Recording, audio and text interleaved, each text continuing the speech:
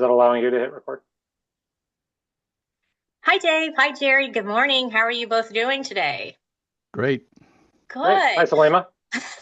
I thought that we could hop on this conversation today to talk a little bit about the Dallas 2030 District and the 2030 Districts Network. As you know, we're celebrating 10 years in 2025, which is completely so exciting for us here in Dallas, and I'm sure for the 2030 District Network and all the other districts that support us and that are always sharing best practices and experience and knowledge. So I thought that we could get together and kind of talk about the past, the present, and the future of the Dallas 2030 district and, where we were, where we are, and where we're going.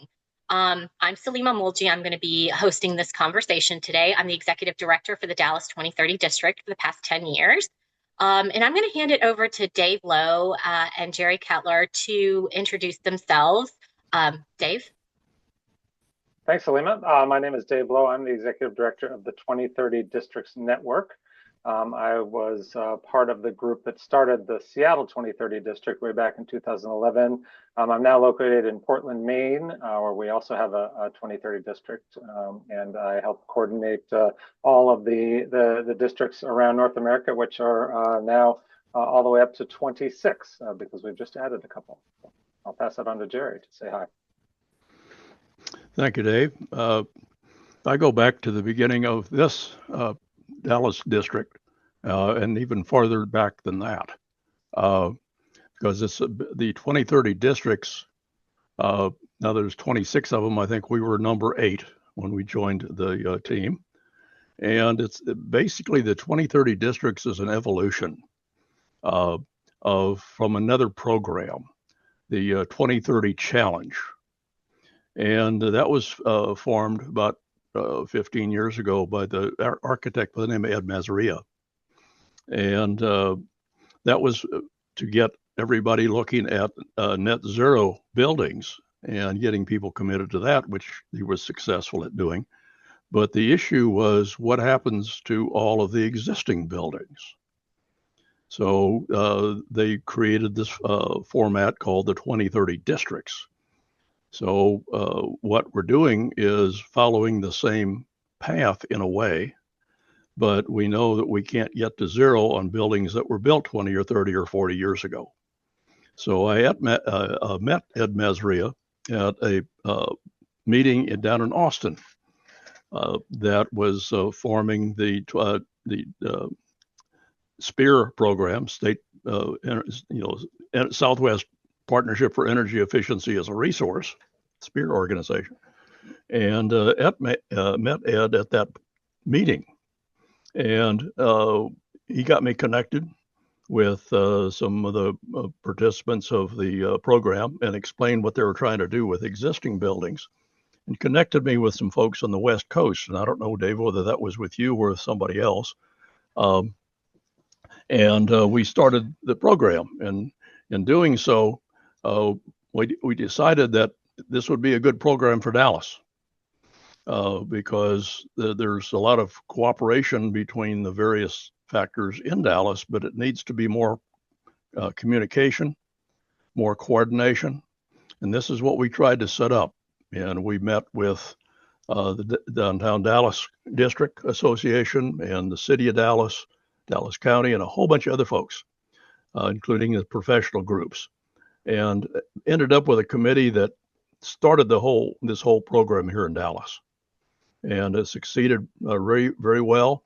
And it's basically, in my mind, and having been with it for a long time, we're a communication organization. We talk to each other. We talk to the organizations. We share goals. We coordinate, cooperate, and we're still doing that with Dallas, City of Dallas, and their programs, and the regional NITCOG folks. So that's the basics of where we came from. And we want to keep growing, and we want to talk to everybody, and we need all the help and suggestions everybody can give us. So let me stop there and put it back in your direction. Yeah, well, Jerry, I thought I'd maybe pick up a little, maybe step back a little bit from what where you were talking about when Dallas started. So the first 2030 district, as I mentioned, was in Seattle, and it really came about because the city of Seattle passed a benchmarking ordinance back in, it was about 2010, they first passed the ordinance, and then 2011, we started the Seattle 2030 district. And it was really a response to several of us who were in the sustainability space. I was a sustainability director for a large commercial real estate firm there, and several other of my colleagues weren't really sure what benchmarking would mean for the commercial buildings in downtown Seattle. So we all got together kind of on a monthly basis and finally decided, we ought to approach this as a collective rather than each one of us trying to figure this out on our own. And at that point, the small group of us went to Ed's group, Architecture 2030, that Jerry referenced, and said, boy, we'd like to try to do this as a group in downtown Seattle, but we really feel like we need some goals and we need some framework. Could we use the goals that you've set out there? And that's where it became the Seattle 2030 district. Is Ed and his group said, sure, we'd love to have you kind of use our goal set that's out there. And we were lucky enough that one of the people that was working with Ed was based in Seattle. So Vincent Martinez, who now runs Architecture 2030, was based in Seattle. So he was part of our group. So we decided to use the goal set from Architecture 2030. And as Jerry mentioned, one of the hallmarks, I think, of 2030 districts is we have the goals that are laid out there from Architecture 2030, which essentially, in a nutshell, talk about existing buildings reaching 50% by the year 50% resource use in both energy, water, and transportation emissions by the year 2030. So we had those goals. We've also adopted some new goals, trying to reach zero emissions by 2040. But as I mentioned, one of the hallmarks is that we measure, and we ask our buildings to really measure and quantify the progress that's happening. And we've always felt that was really important to not just communicate and talk about what we're doing, but actually measure so we can really track that progress. So I think that's been one of the really important things that's led to some of the successes we've had around the country. Well, I think that also, people always ask me, well, why the 2030 Districts Network? Why Dallas 2030? And since there's so many other groups out there, right? Of course, we all work together, we collaborate, we've got our community members that we do that with. But I always tell everybody that, it's great to have these goals and it's great to have all of this going on, but we want to show, well, where are we? So we do our annual impact reports every year to show you how close we are to those goals. And I know that a lot of the districts, including the Dallas 2030, have surpassed where we're supposed to be and where we are. So, that's always so exciting. And so a lot of people always ask me, what's so different about the Dallas 2030 district or the 2030 Districts Network that sets us apart? And I think that we actually track and measure the goals that we're talking about, and you're able to see that, in our work, in our annual impact report, and the sessions that we have. And so it's exciting to have this great background of, how we were formed and what kind of relationships we have with the other districts and the 2030 Districts Network. Because I know that I work closely with Dave, and whenever I need anything, he is so responsive and he's always there, and he's always got somebody to answer my questions. So it's really wonderful to have, so many different resources and so much support. I know we hop on a call every month, and I know Dave and Cindy, who is the executive director for Cleveland 2030, they do such a great job putting this together and, kind of keeping us together and being able to have a space where we can share best practices and knowledge and experience and really talk about, the issues that we're having and then cheer each other on too. So it's super exciting, for me to be having this conversation with Dave and Jerry. And if you don't know Jerry Kettler, he is one of the founding members of the Dallas 2030 District, and he's the founder of the Dallas 2030 District as well. And so, it's just such a privilege to be on this call with both of you, because you've seen the good, the bad, and the ugly in the last 10 years with me. And so it's just, just such a great discussion to be having. The Dallas 2030 district today, it's been 10 years, right? we have accomplished so much in these 10 years, again, with the support of my members. Of course, we've got the professional members, we've got the community members, and we've got our building owners. Jerry, did you want to chime in there to kind of talk about a member perspective of the Dallas 2030 district? I know we kind of talked about the past, but where we are today with the district. I can do a little bit of that. One of the differences when people ask you what's different about the 2030 district, we're a organization not only of members, but of organizations. And the idea is to get the cooperation between people at a higher level, because we're working with the cities and the organizations at a much higher level than just a member organization. And the other thing that's different about the 2030 district, we have specific goals.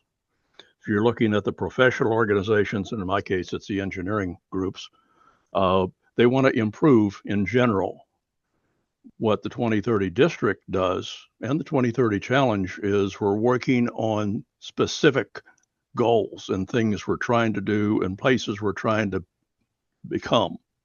So that coordination, and that's one of the reasons that we formed the organization in Dallas, is we wanted the various organizations like the AIA and the Consulting Engineers Council and the technical organizations to talk to the cities and the counties, and then talking to the building owners and operators. And that's the important part, is to get them not only trained, because what we're finding is that when the buildings are operating on their own, they tend to be isolated.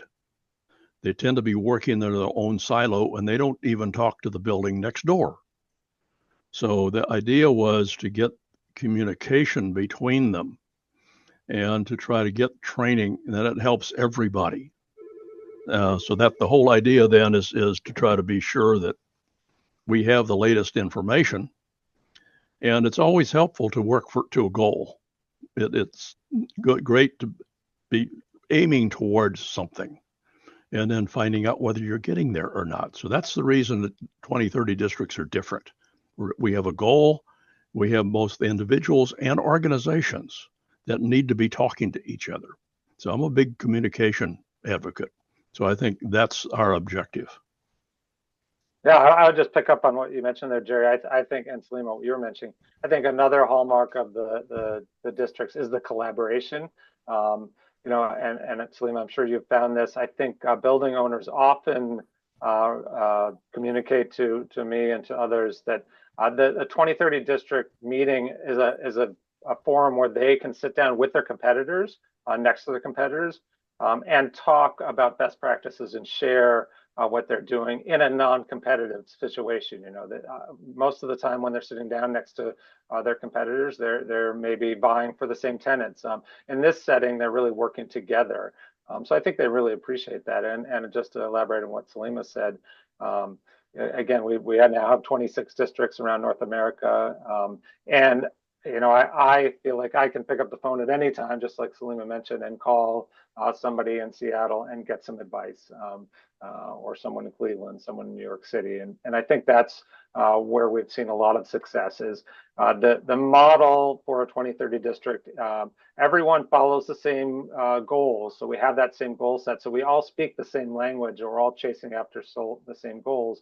But the 2030 district in Dallas looks very different than what it looks like in Pittsburgh. And we've always said that's one of the important factors that goes into forming a district is everyone follows the same goals, but every market's going to be different depending on what a market needs. And I talked a little bit earlier about benchmarking. Some cities, Seattle, Philadelphia, have a benchmarking ordinance. That looks very different than it might look in Dallas, where there's no benchmarking ordinance. Cleveland, there's no benchmarking ordinance. So the role that the district plays in those cities is a little bit different than somewhere where there is an ordinance. And I just also touch on what Jerry mentioned. One of the things that is important whenever we get a new group trying to form a district is we really require that the group goes to the municipality and says, we would like you to be part of this group. We want you to work very closely. We want a 2030 district to work very closely with the municipality. And we don't want it to be run by the municipality. That's always very important. We want it to be run by the private sector. But we know how important it is to have the municipality on board and working with the district. So there's a lot of, back to what Jerry mentioned, a lot of communication between all the different groups. Yeah, definitely. And I think it's just important to know that, we share best practices, but we tailor it to each of the different districts, because Dave is right. Every market is different. We've got a different group here in Dallas. We have a different group in, Cleveland or Seattle. Different states have different programs and different counties have different programs. And so it's always nice to be able to take what another district is doing and to be able to tailor it to what we're doing. So, it's invaluable when we get on these calls because, when you look back at 1 year of a conversation, I can just imagine, how much I've learned from other cities and how much they've taken from me too. And that's pretty exciting to share these best practices because it really helps us to get one step closer to our 2030 goals. And, I have a great group of people on the national side of things and on the local side of things. So that's why we've been so successful these 10 years is because I have folks like, Dave and Jerry with support on both ends. And so that's super exciting. But I want to turn to to the future of the Dallas 2030 district and the 2030 districts network. We talked about, kind of how we were formed. We kind of talked about where we are today. But I do want to talk about what does that future look like for the on the national level and then on a local level.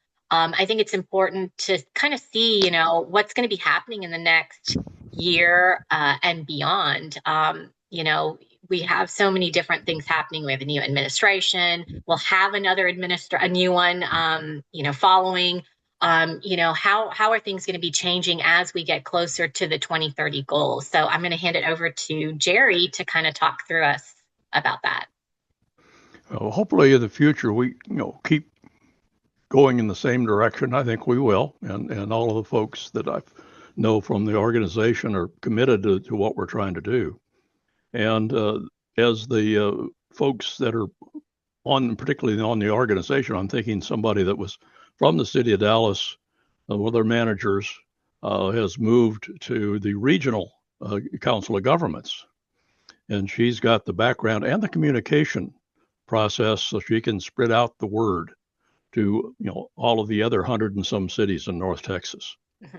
So that's part of the idea is to get people orientated and keep going in that direction. And I think one of the things that is very important to us, and I think we'll be continuing, is our educational and seminar and webinar series.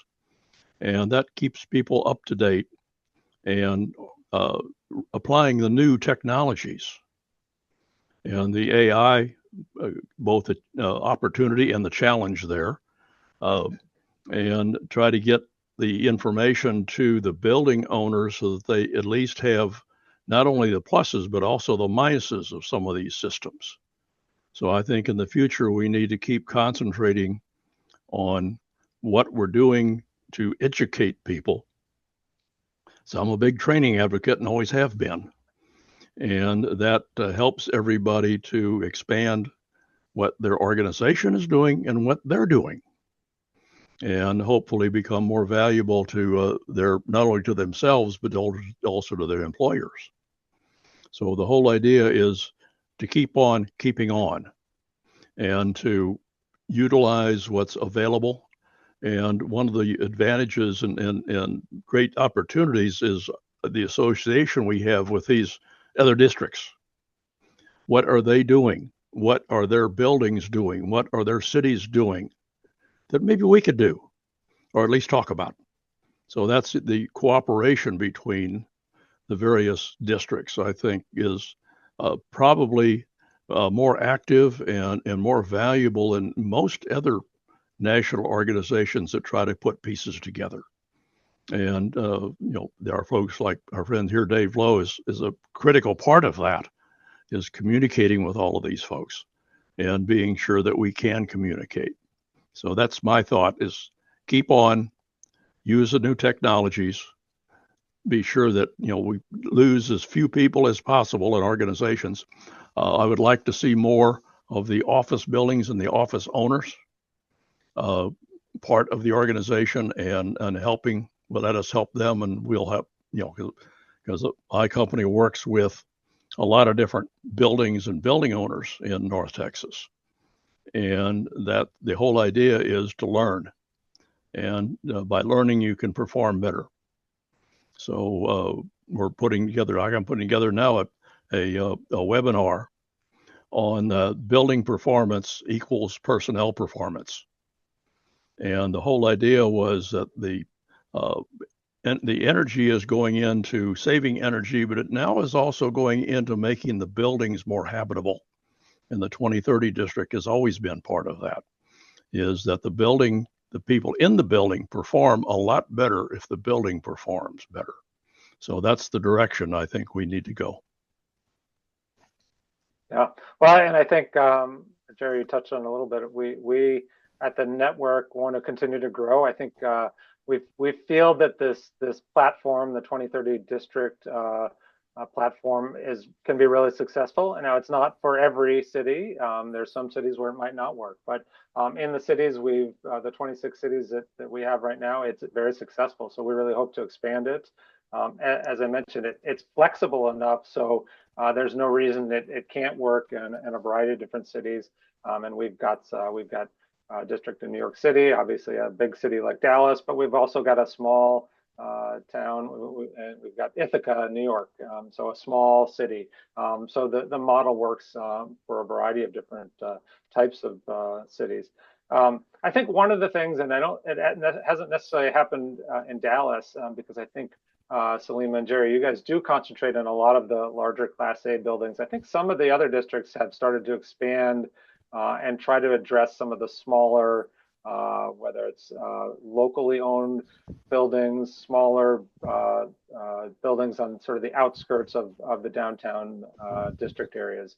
I think a lot of the districts are finding some of those, there are more resources available to larger office buildings, and frankly, some of them may be more well capitalized and able to invest in their buildings, whereas some of those smaller buildings on the outside of downtown don't have the resources and don't have the skill set or the education or partnerships that they can really get into their buildings and make changes. So a lot of the districts are finding that that's kind of a new frontier, is to really work with smaller buildings, smaller businesses to help provide resources for them. So I guess I would vision the future for the network is continued expansion to other cities, and then the cities that where we already have districts, expanding outside their traditional footprint, which I think in every city has really started out with that original downtown business district. So pushing the boundaries out and reaching some of those smaller buildings and helping them make the changes. As we all know, I always say, every electron we save counts. So it doesn't matter if it's in the big buildings or the small buildings. And our original idea was, let's tackle those big buildings first, because they use so much energy. But I think we're now realizing that not that we have it solved in all the big buildings in downtown Dallas, but a lot of those buildings at least are starting down a path of making positive changes. So we need to start addressing those smaller buildings. There's another group of buildings that I've noticed that really need a lot of help. It's the ones owned and operated by the cities or counties. They don't have the resources or don't have it's organization or whatever to make their buildings perform. And if we can do that, help them, with the performance and the maintenance of their facilities, then it saves us money because we're taxpayers. And the whole idea is to work together to improve everything, including the municipal buildings, as well as the private buildings, because that's a big chunk of our Dallas. Because, like, for example, the city of Dallas owns something like 1,000 different buildings, and some of them are worthless, but a lot of them are very valuable, and all of them need help. So if we can be a service to that, and I think we are, because we're working now with a couple of new city green building programs that they're communicating with us and us with them on these new programs. And I think that's important to both sides. I do want to mention a couple of things from this. We have gone from 8 to 26, and I do want to say, Dave, congratulations on that. And also, we have districts in Canada too. It's just not in the United States. So I did want to mention we have those couple of districts there as well. So we're expanding internationally as well. So this movement.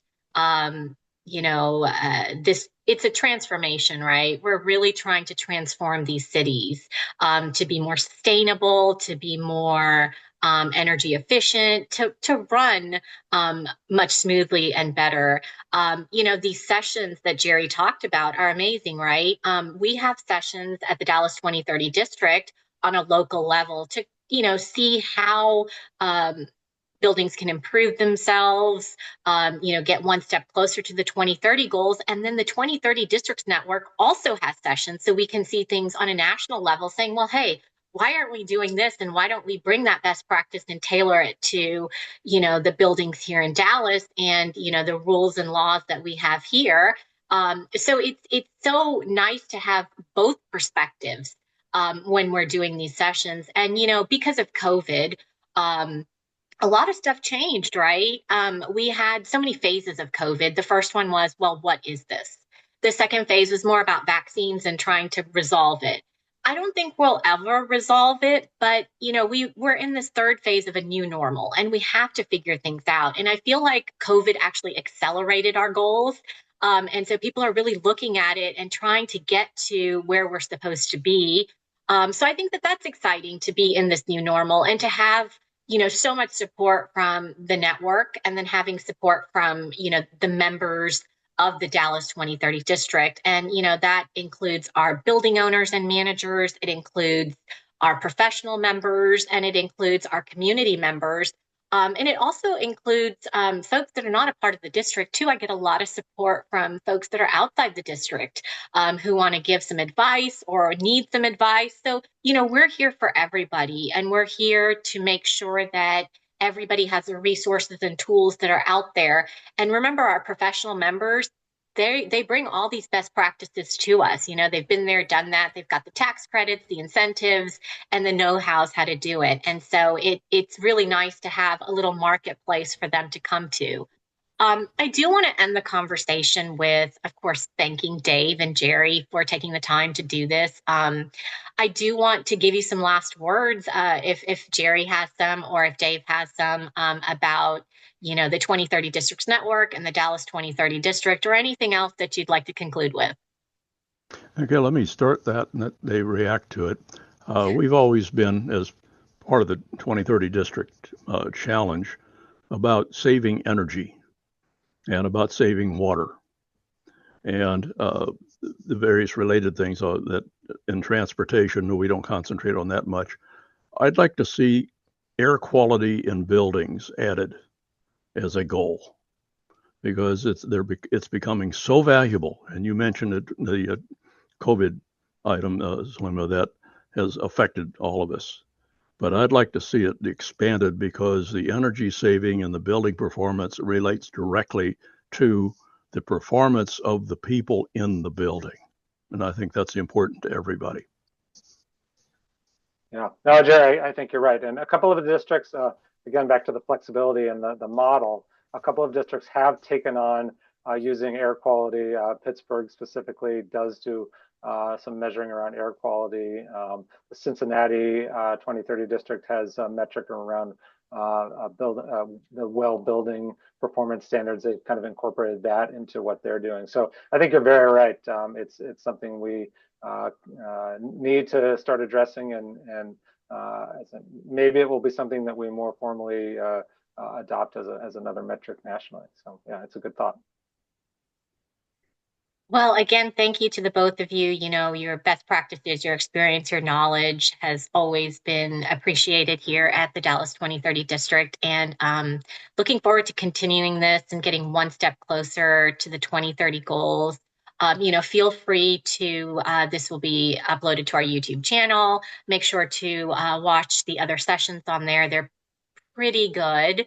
And I think you'll get a lot out of it. And I hope that you continue to follow us on all our social media pages. I know the 2030 District Network also has social media pages too to follow. And so we would love for you to do that and to keep up with all the great stuff that we're doing and to possibly join us at the Dallas 2030 District and, you know, become a member and start to participate and help us get one step closer to our 2030 goals. But wanted to again thank Jerry and Dave, and I hope that you guys have a wonderful day, and I appreciate you both.